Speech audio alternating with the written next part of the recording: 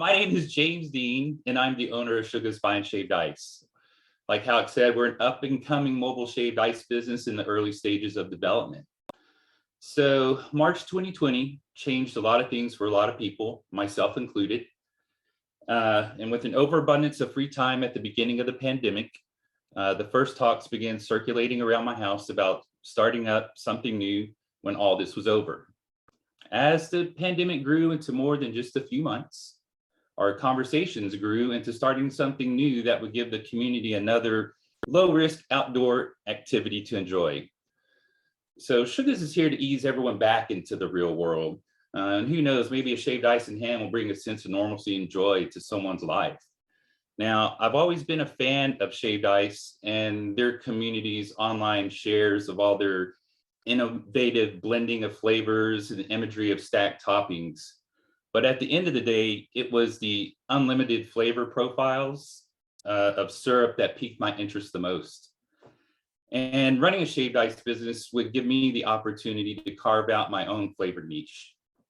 So continuing my research, I had a few shaved ice machine names in hand and wanted to see if any of them matched up to what was being used around town. I organized a shaved ice crawl, sampled the different shaved ice styles available, talked with a few shaved ice business owners, and returned from that trip having a better idea of what we needed to start our own business with. It was during these conversations I decided the business would be mobile and the vehicle had to be one of a kind. So enter the fully custom, inspection-ready Piaggio Ape 501 stand-in truck. Okay, before we talk about the Piaggio, let's work backwards to move forwards. So Shuga's appeal begins with the Swan commercial ice shaver. It shaves the ice so fine that it's comparable to snow. And this is really important.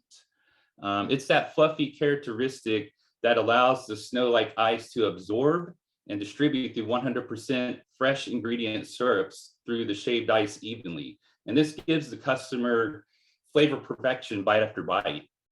And pair these two features with a spirited three-wheel scooter and humanity's new premium. The small design of the Piaggio emphasizes social connections. Not only will it turn heads, it will make people want to come over and check out this little attention getter.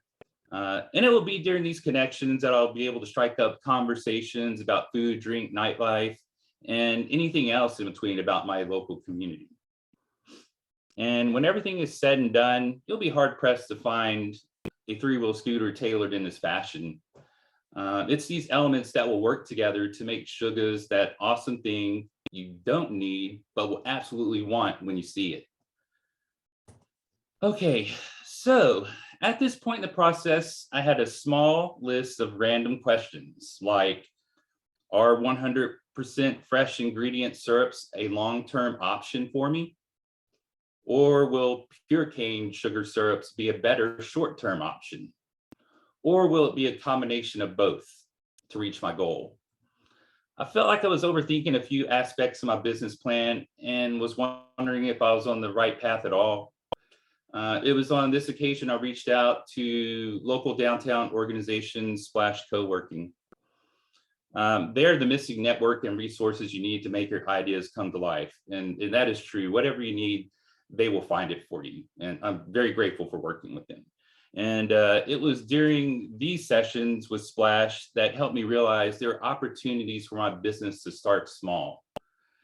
I could actually build up to purchasing the Piaggio Ape with fewer financial risk. And here's what I'm thinking about when I say start small.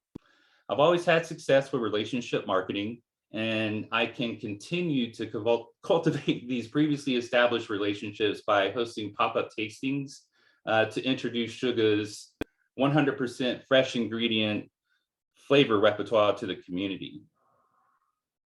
And not only will these pop-ups provide real-time feedback, they'll give me a chance to gauge and refine the viability of my vision. And it turns out by working with Splash, we landed our first pop-up tasting.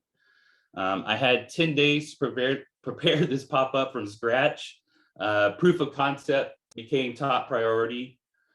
One very overpriced cooler was purchased to hold my ice supply. A mini powerhouse shaver and eco-friendly supplies were purchased. And our first of many late nights in the kitchen was spent scaling up our first 2 100% fresh ingredient syrups. It was a whirlwind. But the event never happened for us. We were so close. Life intervened. I was called away on a family emergency. At the end of the day, everything and everyone was okay, and I was happy with what I accomplished. It demonstrated that I could do this even under a little pressure and time, and I look forward to the next ones. So now moving from the idea stage of my business planning, now moving from the idea stage of my business planning and want to head towards creating the actual business. And these are the things I've done. I have my concept. I've identified my demographic. I've identified keys to success. We're going to be that one-of-a-kind vehicle, and we're going to have the fresh ingredient syrups. I've established Shuga's mission, and I've become very familiar with Texas cottage food laws, and that's where I'm really looking into, will it be the fresh syrups or the pure cane sugar syrups for me? I worked on my competitive comparison outline, and again, we're one of a kind, so we're pretty good there.